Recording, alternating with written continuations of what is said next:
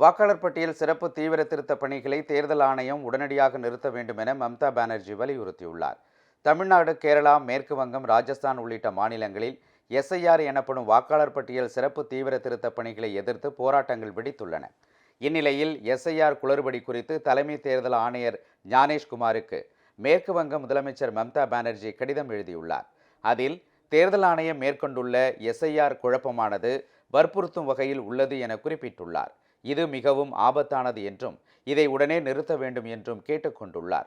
போதுமான திட்டமிடல், தகவல் தொடர்பு இல்லாதது எஸ்ஐஆர் செயல்முறையை சீர்குலைத்து விட்டது என கூறியுள்ள அவர், பெரும்பாலான களப்பணியாளர்கள் உரிய பயிற்சி இல்லாமல் சர்வர் செயலிழப்புகள், மீண்டும் மீண்டும் தரவு பொருந்தாத தன்மை காரணமாக படிவங்களுடன் போராடுகிறார்கள்.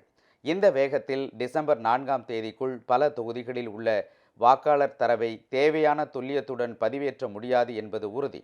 ஆனால் தேர்தல் ஆணையத்தின் தீவிர அழுத்தம் மற்றும் தண்டனை நடவடிக்கை குறித்த பயத்தின் காரணமாக பலர் தவறான அல்லது முழுமையற்ற உள்ளீடுகளை செய்ய தள்ளப்பட்டனர்.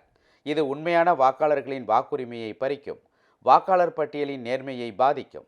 இந்த செயல்முறை தொடங்கியதிலிருந்து பல அதிகாரிகள் தங்கள் உயிரை இழந்துள்ளனர். டிசம்பர் 4ஆம் தேதிக்குள் இந்த பணிகளை முடிக்க முடியாது என்பதால் எஸ்ஐஆர் பணிகளை நிறுத்த வேண்டும் என மம்தா பானர்ஜி தெரிவித்துள்ளார்.